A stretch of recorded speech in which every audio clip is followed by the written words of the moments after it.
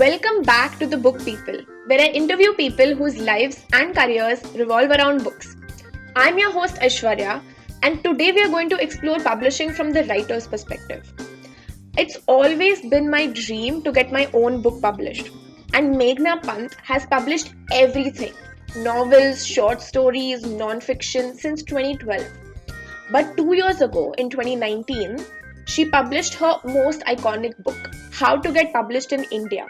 And this has just become a guidebook for all writers in India with essays from huge authors like Meena Kandasamy and Shobha De, agents like Meeta Kapoor, reviewers like Vivek Tejuja, and all other publishing experts. So I wanted to know about her experience as a writer and what really drove her to write this book. We discuss why writers even need these kind of resources in India, whether it's her book or it's our publishing industry research report or it's this podcast, right? Why is this necessary for writers to understand how this industry works and how to get published? By the way, if you need help with pitching your book to publishers, you can come to us at Bound. We can help with polishing your proposal or your query letter. And if we really love your manuscript, we will take it to publishers ourselves. But coming back to Meghna, her latest book, The Terrible, Horrible, Very Bad Good News, was actually written as a screenplay first and then converted into a book. So we're going to talk about that and why she retained her audio rights for her latest book. So let's tune in. So hi Meghna, welcome to The Book People. Hi, Aishwarya. Lovely to be here. Thanks for having me. I'm really happy to have you because you've created this amazing guidebook on how to write, how to get published, how to market a book. It's this sort of 3-in-1 non-fiction book that every writer, I think, needs to read at this point. What was your motivation? Like, what really incentivized you to write this book? So Aishwarya, I don't have any mentors in the industry. I didn't know anybody from publishing. I just had a passion to write, and it took me almost a year to figure out how to navigate the system because Indian publishing is so opaque, right? It's much better now than it used to be when I started out. So it took me so much time and effort to even understand something as simple as what is a query letter. How do you approach a publisher? Are you supposed to show up at their office? Are you supposed to network with them at a lit fest? Are you simply supposed to email them? Does that work? So there were so many questions and doubts, and as it is, if you've never been published before, you doubt yourself as an artist. Nobody has read your work. You're uncertain about things. On top of that, the crippling, doubt of approaching the daunting task of approaching publishers inundates a lot of writers and cripples them with fear. So I was no different at that time. I used to keep wishing that somebody had written a book like this. So, Amish Tripathi also wrote a blog for the book saying that I wish somebody had written a book like that when I had started out. So it's basically a simply written guide for somebody who wants, on how they can write a book, how they can then publish a book, and then a very important part, how they can market their book. And it's also got essays and tips from top writers like Jeffrey Archer, Twinkle Khanna, Shobha De, Ashwin Sanghi, Meena Kandasamy, Namita Gokhale. And I've also got publishers like Penguin on board to give tips, simple things like how to navigate a contract. So it's supposed to be an all-encompassing book, where it doesn't leave you with any doubt. It holds your hand from start to finish and hopefully guides you to a flourishing literary career. No, you're absolutely right. Because I'm a writer myself, and I remember the first time I went to say a Jaipur Literature Festival, right? Or even a literature festival in Bombay, because that's where I'm from. And it can be so nerve-wracking. Even knowing what publishing houses are in the first place can be a huge challenge for writers. And that's something I have also come across right now, with my work at Bound as an editor. Because, that's sort of the first question that writers have when they're trying to write a book. They'll say, but how do I publish this? How do I make this happen? So I definitely agree. It's a huge, it's something that's really important and something that doesn't exist. You have these essays by, all of these different amazing authors like Jeffrey Archer, Shobha De. You also have, I saw that there are also essays by literary agents about, how to submit to a literary agent, what they are looking for. You have essays about sort of how to navigate a contract. So how did you decide which, like, who to include in sort of that essay section, and how did you like reach out to those people and make that happen? As a writer, I'm obviously kind of always following the career paths of other writers. And every time I read a book, there's certain books I read, and I'm like, I wish I'd written that book. So I just literally picked up my literary gods and goddesses, and I said, these are the people's whose minds I want to pick. Like, these are the people whose advice and tips I will take seriously. So, for example, Meena Kandasamy is somebody I hugely respect. She's a contemporary writer, and I think one of the best we have of our generation. So I approached people like that. I also did a nice mix of commercial fiction writers like Durjoy Datta, right? He's the heartthrob. I remember I was at a literary panel with him once in Lucknow, and I've never seen an author who is so popular that when he got off stage, there were women who were actually trying to take his, take his shirt off.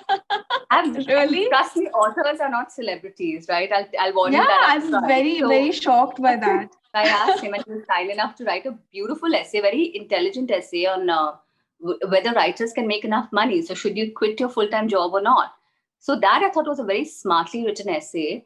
And he was talking about agents, so literary agents. I picked the top literary agents in the country, like Kanishka Gupta, Meeta Kapoor, Shena Khambata, and I asked them to just give different tips. So Meeta has actually written a very fun essay on the funny queries that she gets, bad what grammar, not to do, almost, right? What not to do, yeah. And then, simple things like find out the gender of the editor that you're approaching, like Chiki Sarkar of Juggernaut, I remember, keeps saying that she keeps getting email queries saying Mr. Sarkar. So, just things like that. Yes. You have to come across as very professional if you're approaching somebody, especially for the first time. So I tell all aspiring writers this, that an editor is going to spend literally a minute looking at your query, your email, your query letter. So if you don't impress them in that 1 minute of time and attention that you have of theirs, your career is not going to take off. So please be very professional when you're approaching agents or publishers. Yeah. And I think it's one thing is to not impress an editor or an agent, but the other thing is to like upset them, right? Or piss them off by, misgendering them or saying something inappropriate, which I feel like can be far worse, because then you're memorable, but not for the right reasons. Right? And just get the name, get the spelling of the name correct. I mean, it's such a simple thing to do. It takes literally like 10 seconds of your time and effort. So small things like that, yeah. Yeah. No, and I was going through the book, and you have put in so much detail. It's sort of so comprehensive, because when I was looking at it as a writer, I was like, what, is there a question in here that, hasn't been answered for me? And I couldn't find a single one, because it's very, very, very detailed. And I love that you talk about, contracts, and you talk about sort of how to look through a contract, what to look at, how to navigate that. You have to look at the royalties, but then also, these specifics of which rights in terms of, say, like video rights, audio rights, translation rights. Like, are those rights with you as an author? Are those rights with the publisher? And, if you have an agent, usually an agent is someone who is aware of all of these sort of tiny details and can help you out. But, a lot of authors don't have agents as well. So when you decided to add all of that to, the book, was that sort of based on challenges that you faced, or rookie mistakes that you made as a newbie author? Absolutely. I what I did with 1.5 Wives, I think I didn't market it enough, because Ekta was not in the country that time. I was in Dubai. I was working there, and I didn't know, simply, at that time, this whole notion of marketing your book was looked down upon. Like, for literary fiction authors such as myself, I think at that time there was still this thing that the author should be a little removed from their art, so that the reader can experience the art without experiencing the artist. But I think now things have changed so drastically, where the art and the artist, everything is just sort of, thrown into this chaotic heap, I would say, that you can't distinguish between them anymore. So the author has become the brand ambassador of their book, and people are buying books not because they're written well, but because they like the author. So it's just a totally different system that you're navigating. So I made many, many rookie mistakes, which is why I laid such an emphasis on marketing.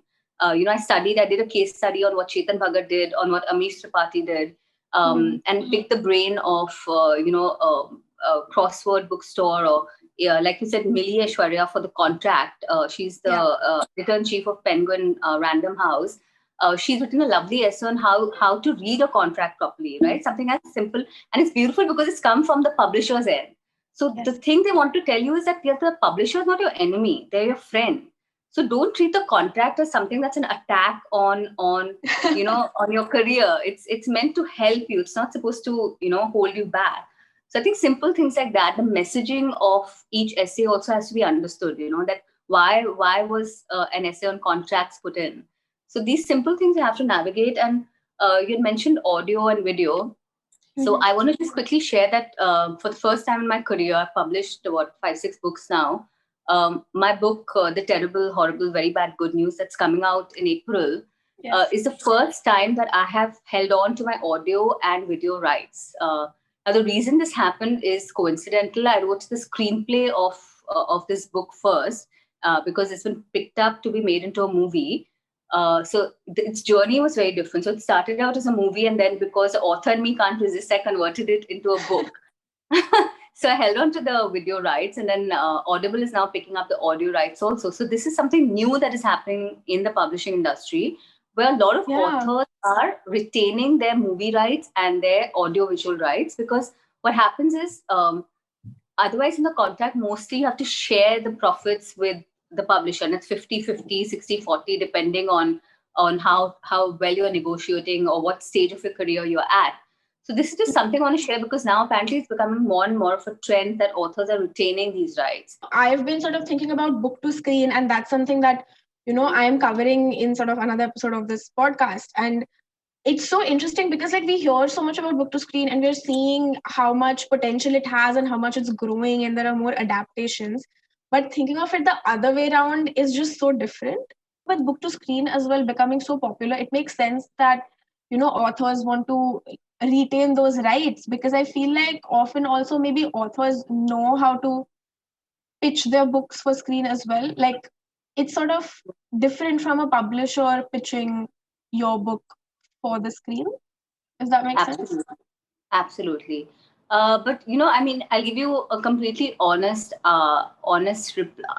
reason as to why I wrote a screenplay. Is because I'll tell anyone this, it's in the book also, that you're not going to make money as an author. So advances have, because of the pandemic, have apparently even lowered than what they were. Yeah. So you'll be shocked and horrified to know that after spending years developing an idea, writing, putting it down on paper, actually putting in the hard work to finish a manuscript, and then sending it out to a publisher and actually finding one.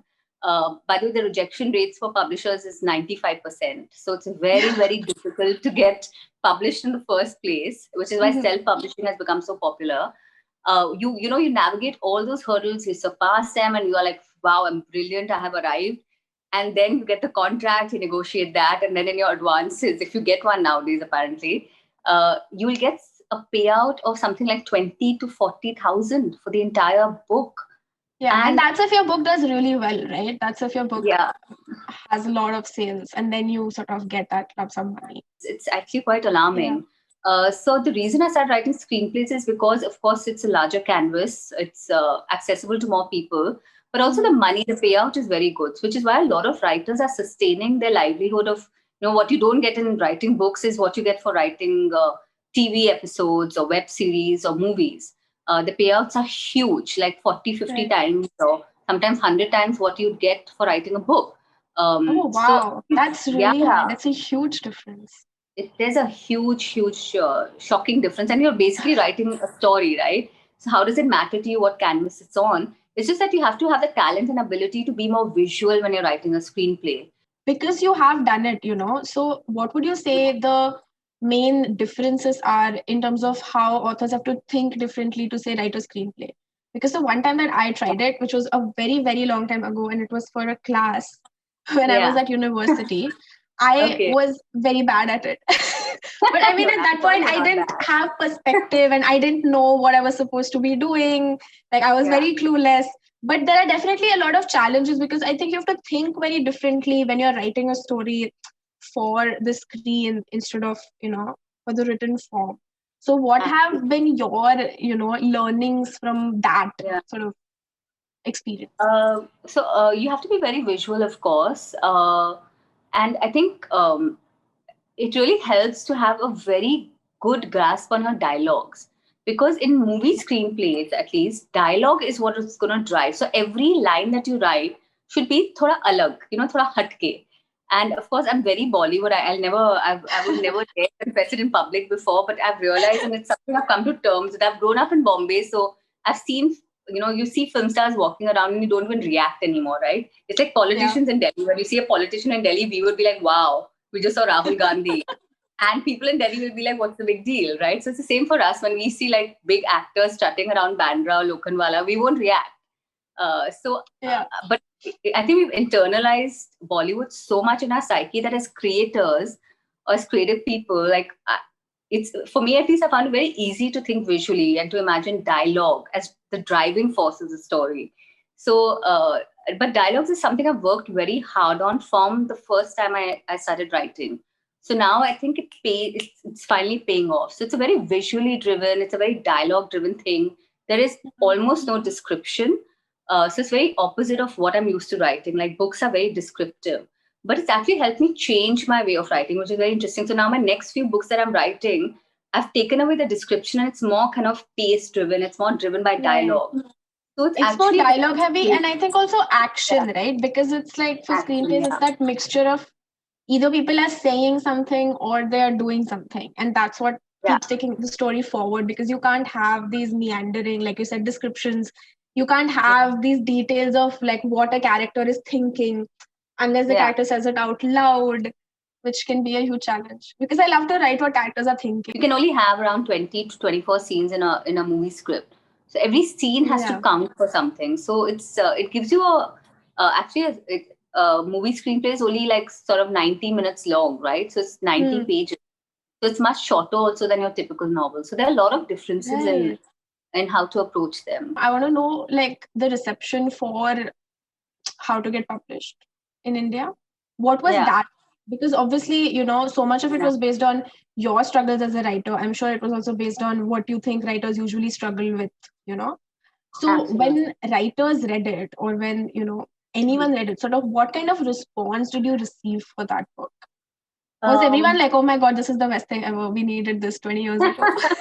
I think I've created a lot of good karma, which I hope comes back with my next few books that I'm going to publish. So, no, honestly, I wrote it from the heart. I wrote it very honestly. And I remember Shobha Day was launching the book, exactly around 2 years ago at the Jaipur Lit Fest. And there was some 1,000 people in the audience. And I was so nervous. And she was so kind about it, because she was like, this book just makes a whole lot of common sense. And she said the same thing that Amish also said, that I wish we'd had a book like this, when we had started out. It would have saved us so many years of struggle and, like you pointed out, rookie mistakes that you make as a writer, because you don't know how to navigate the space. It's very opaque, the whole industry. Like you said also, publishers and authors are very inaccessible most of the time. So who do you go to? Who do you turn to for a guiding hand? And this book was meant to be a guide, and it's meant to save authors all those hard years of struggle and of crippling doubt and self-doubt. Get rid of all that. Also, I can imagine how doing that research would have helped you immensely as a writer and as an author, because then you're also like getting all this information that you can then use, right? Like you are suddenly this treasure trove of information about everything to do with publishing, which is not a bad thing to have at all, as an author who is sort of publishing so many different books. I also conduct a lot of workshops before the pandemic started. So that really helped, because then you're engaging with people directly, and that really, you get a lot of feedback also. And you're learning. So I feel like as a writer, you always have to be open and curious, right? You have to treat each experience as a learning experience. So even through my workshops, I'm trying to increase my knowledge and learning new, like say, apps that I didn't know about. So it's a long study. It's something, if you're going to be a writer, you're going to be studying for the rest of your life. So don't let go of that curiosity ever. And I think that's true for writers. That's true for everyone, right? Like you have to keep being open to learning new things, whether it's sort of what you're doing for your career professionally, whether you're an artist of any kind. You just have to keep growing and wanting to grow. Absolutely, absolutely. Yeah. But talking about sort of that gap or like people not knowing much about publishing, and I was sort of trying to explain that to a relative of mine once, and I was like, I entered at a publishing house, and then for the longest time they wouldn't understand what I was saying because they didn't know what a publishing house was. So Oh, when I was sort of pointing at the book and I was like, here is the logo, see this logo, like showing a book cover yeah, and being yeah, like, the book cover spine has the tiny logo, and I was like, look yeah, at this logo, so this is the logo of like the company that prints the book, that publishes the book. And no matter how I tried to explain it, like it was just impossible for them to understand that there is a company that publishes books, right? That publishing houses are a thing, that publishing is a thing. So I find that yeah, very, very interesting, this sort of really huge knowledge gap. And yeah. I want to know your opinion on why that gap exists. Like, why do you think it's there? You know the crab theory in India, right? Like if a crab is climbing above you, you have to pull them down, right? So I think we're so competitive as a nation because I guess there's so many of us. So like simple things like getting into a school is so competitive. We're Yeah. constantly taught to compete with one another, and I'm completely the opposite. I believe in sharing knowledge. I think we're all here for a very short, blip on this planet Earth. So Yeah. what are you going to do with all that knowledge? What are you going to do taking it with you, right? What's the point? So I believe in sharing knowledge. So Shobha Day had said that no author earlier would have written a book like this simply because they don't want others to get ahead of them. They don't want to share Yeah. the secrets of the industry. And I have a very different way of approaching this because I feel like all the struggles I went through, I don't want somebody else to go through it because we need good stories in India. We need good authors. So I think those benchmarks have to change. There are very good stories being written in India, but those authors don't know how to promote themselves, right? So this is a book so that we can increase the culture of our country, that we can get these authors to remove all these little barriers that come along their publishing journey and just get straight to the good books. When I was growing up, like I Yeah, only knew like Enid Blyton and like yeah, Nancy Drew, and all the books that I had access to or even knew about were like American books and British books, and I had yeah, to really grow up and search for Indian authors, because even if I went to something like a crossword, all the books that would be like visibly there would all be, these American and British books. And then there would be like one tiny section in the back, which was Indian authors. yeah, And I feel yeah, like that has definitely changed over time, where we see a lot more Indian authors and they have a lot more visibility. And I think it's yeah, not just about, writers, if they want to get published, they don't know how to do that. But it's also if someone wants to become an editor, if someone wants to work in publishing, there's like no information about how to do that either, right? Like there is just nothing. Because I remember you also talking about how, you struggled because you don't have a background in literature yeah. and in the arts. I have an And MBA in finance and economics undergrad. Like I'm a numbers person. Like I even hosted a yeah. podcast on on Audible on how to manage your finances. But I want to just point out quickly, talking of numbers, I want authors to know that only 2% of books, by the way, that get published every year make it to bookstores. That because you mentioned crosswords, Yes. and only 1% of books that get published sell more than 10,000 copies. So 10,000 copies is what it takes to be a bestseller. And by the way, publishers are inundated. Okay, they get 40 to 60 manuscripts in their inbox every single day. So if you want your manuscript to stand out, you're going to have to come across as very professional. You need to really focus on your submission package. So please be very careful with how you're marketing the book, how you're publishing the book. Self-publishing has become very big now. Apparently, I got a press release just a couple of days ago about Mhm. Amazon KDP has over 1 lakh writers on it. Just Wow. Kindle That's Direct a Publishing. huge amount. 1 lakh. And it doubled last year because of the pandemic, because people were sitting at home and saying, Acha, maybe, next Chetan Bhagat banunga, whatever the Salman Rushdie banunga, whatever they want to be in their literary Yeah. career. But unfortunately, in today's world, there's so much noise all around us. There's so much information being thrown at people that for somebody to sit down and read a book, they really have to love either the author or really have heard rave reviews about the book. So just Yeah. be aware of this before you think of publishing. And if you're self-publishing, uh, I've written a lot about that in the book. It's another task in itself, artist task ahead of you. But it seems like, with 95% rejection rates, most authors end up self-publishing. So just be aware of the caveats and what goes into it. Yeah. No, I completely agree. And you know what you said about publishers getting 30 to 40 sort of manuscripts in their inbox every single day. I agree. And I think after a point, it's not just about being professional, but you have to make sure that you're catching their interest right in the beginning, right? Because they'll read a little bit, and then if there's not something that immediately like hooks them, Yeah. they're going to Yeah. just move on to the next one. And as someone who has read like the slush pile submissions that come in, like I've been actively told in the past to just read, like, say, the first 2 pages and then make a decision, right? Like, if the first 2 pages Yeah. aren't interesting, you move on. And I'm talking about the actual sort of manuscript, not just the query letter here. So it can Absolutely. be very challenging to sort of catch that publisher's eye and to get Yeah. them interested enough to firstly read your work, completely read what Read you've your query submitted. letter and then open the manuscript. I agree. And, because you've had this sort of extensive experience with not just writing different kinds of books, because you've written now at this point, you've written novels and short fiction collection and And non-fiction. non-fiction. Yeah. Yeah, and you've worked with different editors, you've worked with different publishing houses. So what has Yeah. changed for you from your first book from One and a Half Wife to now, in terms of how involved you are in the publishing process, or how much uh, power you have in like decisions about, say, the book cover or Yeah. anything else to do with your book? So One and a Half Wife was picked up by Westland within 2 hours, by the way. I don't know how that happened. It was a miracle to me because I had never been published. I was so, I was shaking when I sent out the query letters. I Yeah. remember I bunked the day of my work just to send. I wanted to send it at 1:11 because I'm auspicious about that time, 11:11 and 1:11. That Yeah. actually timed it, and everything was like I spent an entire day just sending out. By the way, please do simultaneous submissions, like multiple submissions, because most publishing houses don't even bother responding, even with a rejection. Yeah. And I remember Western picked it literally in 2 hours. They responded to my email, and I was like, "This is a miracle."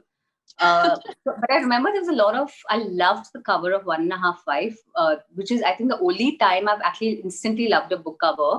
Um, and with my new book that's coming out, the second novel that I have out, Mhm. that also I love the book cover. But otherwise, with the book cover, you have to, if your name is going on there, please be very involved with the book cover process, because that's a book that you're going to be walking with for at least 10, 20 years of your life, if not more. You Yeah. have to love the cover, right? It has your name on it. I've hired designers if I've not liked the book cover. So I've been very involved with that. Secondly, with the editing for my Happy Birthday, which was published by Random House, and One and a Half Wife, there was a lot of editing. But with my other books, there's been hardly like my recent book, there was actually like almost no editing. So I think because I've also changed my style as a writer, I've become more confident. There are fewer mistakes. So I've Mhm. remember today, editors don't have the bandwidth. They're publishing one book every day. They're not going to spend a lot of time on your book. So please edit your book yourself properly before even submitting it, because there's not going to be much hand holding after that. Be careful about that process. And then the marketing, because I've been in the field for so long and I'm doing other things.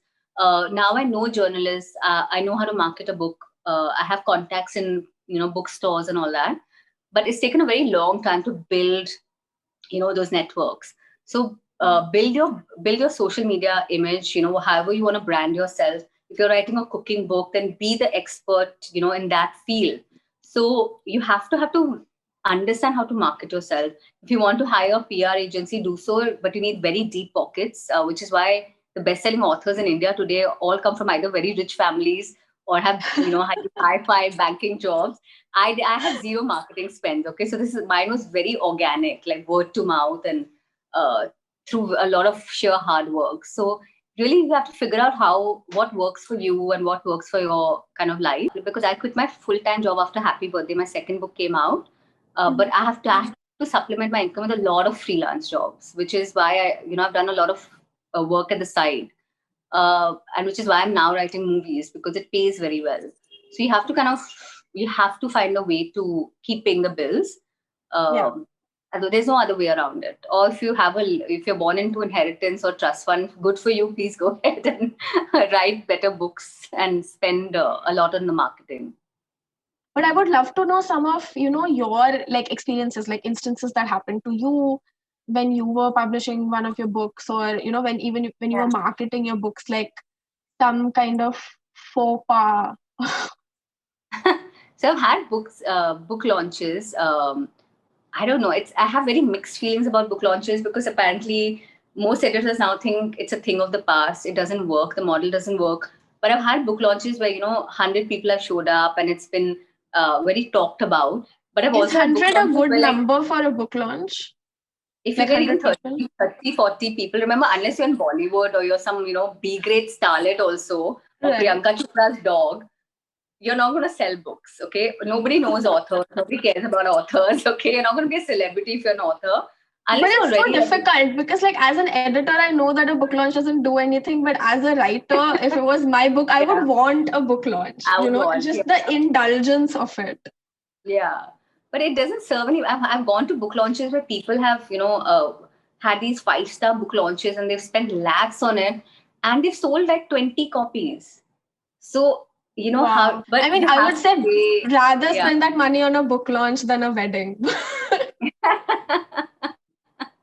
Yeah, exactly. So book launches are something that you have to navigate, figure it out, because nowadays bookstores are charging money for it also, which is a new trend. Yeah. But no, you were going to talk about your faux pas or your sort of My faux pas was experience. this. I remember for 1.5 years, I was living in Dubai. I didn't know anyone in India back then. And I got very ambitious. I wanted to have lots of book launches and book reading. The first one, was at Kitab Khana. And I got a huge turnout. All my friends and family came.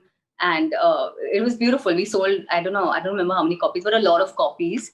It was a great experience. So I got very driven by that. So now every time I visit India, I would organize a book launch. Now people got tired of me doing that. So after the third or fourth time, but so you would organize another book launch for the same book? For the same book in multiple locations. So that was a major faux pas. I'd keep kind of not a book launch, but book readings. So I would keep trying to in different, because Bombay is so spread out. For instance, that South Bombay has a different thing from Bandra, and Bandra will have a different launch from say Juhu. So you're kind of Navi Mumbai will have a different kind of thing. So I was very ambitious with it, but I saw that the crowds were kind of dwindling. So I think by the end of it, I had some 5-6 people show up, and then I said, okay, I think it's time to give up and just promote my book, because a lot of work goes into even a simple book reading.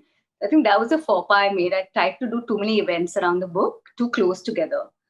Also, something that I find very interesting about your journey as a writer, as an author, is that usually, I mean, this is not always true, but usually I see that when authors sort of start publishing with one publishing house, they sort of stick to that. And I've noticed that you have published with like everyone.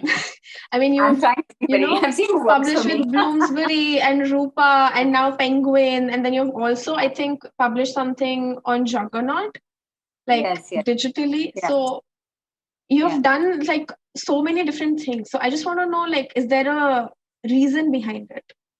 So actually, there is a reason. The publisher that approached me. So what happened was, after 1.5 came out, Random House actually approached me and said, do you have any other books? Because we love 1.5. That's how Happy Birthday was published within almost a year. And then I knew Chiki, I had a short story collection. So she was looking for books to publish. So again, that's how it happened, very organically. Because once you publish, and if your book has done well, then the publishers start approaching you. So I've tried different publishers because I want to figure out what works for me also. I want to see their way of, handling the book. So I think that's how it happened. It was very organic. It was not planned. And see, I write different genres. I don't write only literary fiction. I'll write non-fiction. I'll write short stories. Now I'm writing, almost commercial fiction, my new one.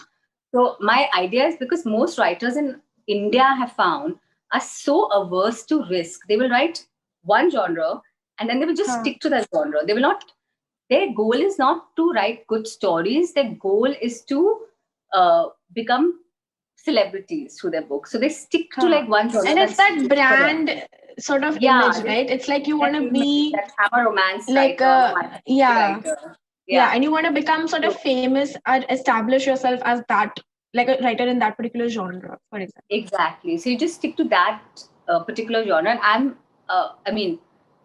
I'm more versatile than that. I'll write a story that needs to be told. I'm not interested in who's going to read it or who's going to publish it. For me, I stay very true to the story, that who are these characters, and it doesn't matter what genre they belong to. At the end of the day, I think a good story is a good story, no matter what the genre or the canvas, right? It can be on a movie screen, it can be in a play, it can be in a book, it can be in a little poetry collection. It's about the voice. It's not about, what's outwards. So I have a very different and artistic way of approaching it. So, do you write poetry? Are you planning on writing poetry? I feel like that's the only one left. Oh no, I right am now. terrible at poetry. I'm a terrible poet. I have tried, because I try everything. I am so bad at poetry. I don't know why. I did a live reading of some of my poems at the She the People event once, and I've never got such a negative reaction to my work. People, there was just like a stunned silence. There was no applause. There was no like great job. It was just like there was a stunned. I said, this is the first and the last time I'm attempting poetry, because I'm clearly not good at it. But you tried, right? That's what's important at this point. I'm basically failed poet. Let's talk about self-publishing. What about you? Have you ever considered self-publishing? Why or why not? Early, when I started my journey, I swore to myself that I'll only publish a book if it's published by top publishers, and I still abide by that rule. So I've written a novel that the top 3 publishers didn't pick up; they didn't like it. So till today, I've not published it, because I'm very clear that only my best work should go out into the world. So I'm very, I treat my art as something as very sacred and pure.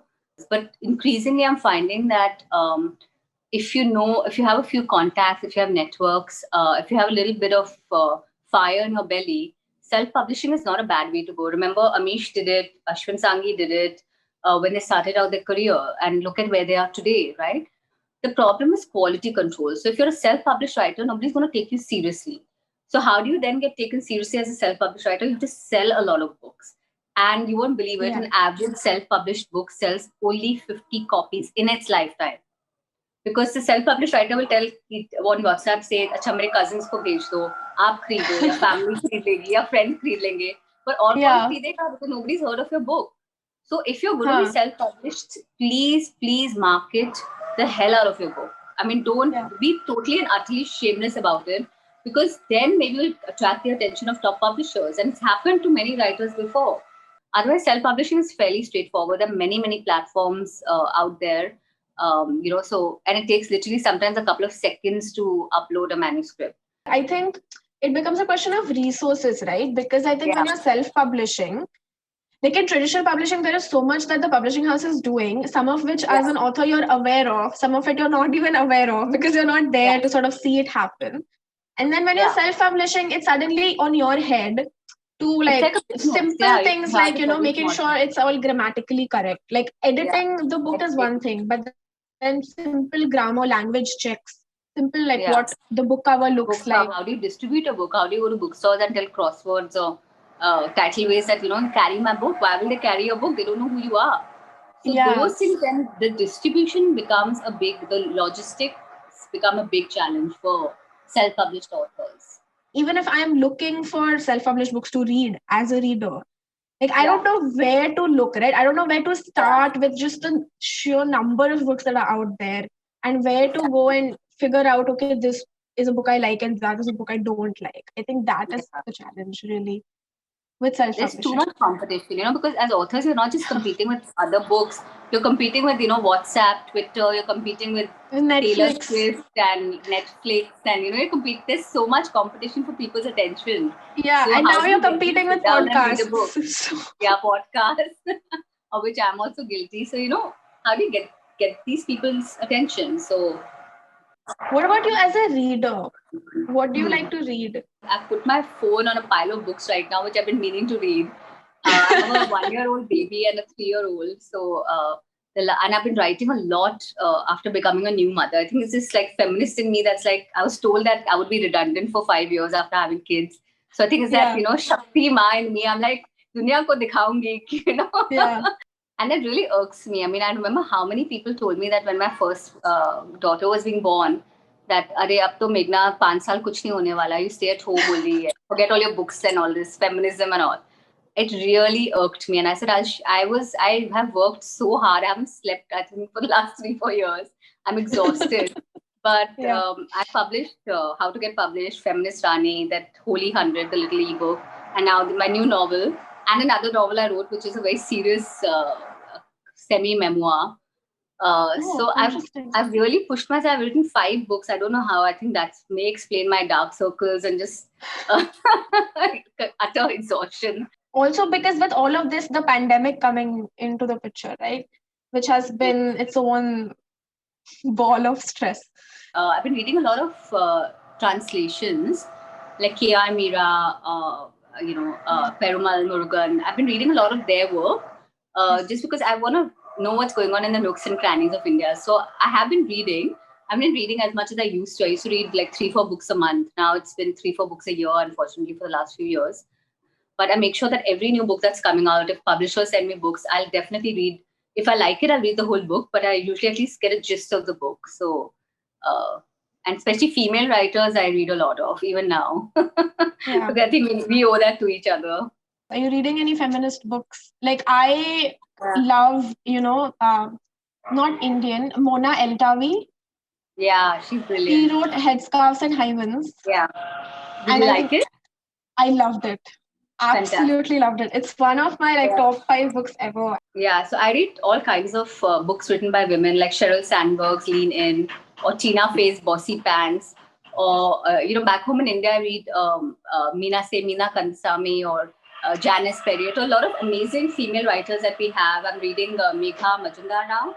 Okay, so now we're just gonna do like a really quick rapid fire round. Biggest misconception that you had about publishing that got busted? That I'll either become rich or famous by being an author. Does not happen. Okay. Favorite genre to read? Drama. Favorite genre to write? Also drama, but recently I've written a book, a humorous book, and I had a lot of fun doing it. So I think that was a revelation. I never thought I could attempt humor. And I was very inspired by Twinkle Khanna. I was like, how is she doing this? I love what she's writing. And I wish I could write something similar. So it was nice that I challenged myself and had a great time writing the book. And I think that reflects on whoever's read the book has had a lot of fun reading the book. So I think that was something new I discovered for myself. That was interesting. That's great. Okay, one funny publishing incident from your life. So I had a publisher who sent me a contract for one of my books, whom I hadn't even approached after the book had already been published. So that was quite hilarious. And it's one of the top publishers. So I don't know what was going on over there. Yeah, that was funny. Okay, and my final question is, one tip that you wish you had included in the book, but you couldn't? I would say, given my recent experience as a writer, you should keep the audio and movie rights with yourself. And I know the publishers are going to hate me for saying this, but I think it seems to be becoming the norm. So if you can navigate that, if you can put it into your contract, try and do it. But again, you have to be an established writer to do it. So bide your time till then. Yes. No, I agree. I think that's sort of the best advice that writers can have right now in terms of what they should do with their writing. Yeah. But absolutely. Thank you so much, Meghna, for doing this and for coming here. And thank you for having me. Had a lovely time. Me too. So that was Meghna Pant talking about why self-publishing has become so popular during the pandemic and how all authors need to put a lot of effort into marketing themselves and their books. I love that her idea of writing isn't just limited to books. She talks about how you can write scripts and screenplays and podcasts and literally any type of content. And you might also make some money out of it. So We're Bound, a company that helps you tell your stories.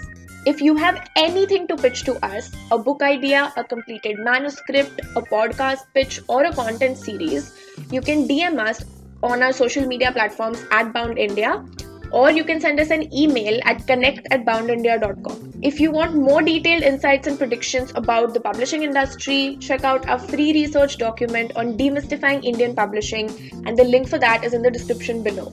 Thanks for tuning in to The Book People. I'm Aishwarya, and I'll be back next week with another guest and a new question to answer. Until then, keep reading.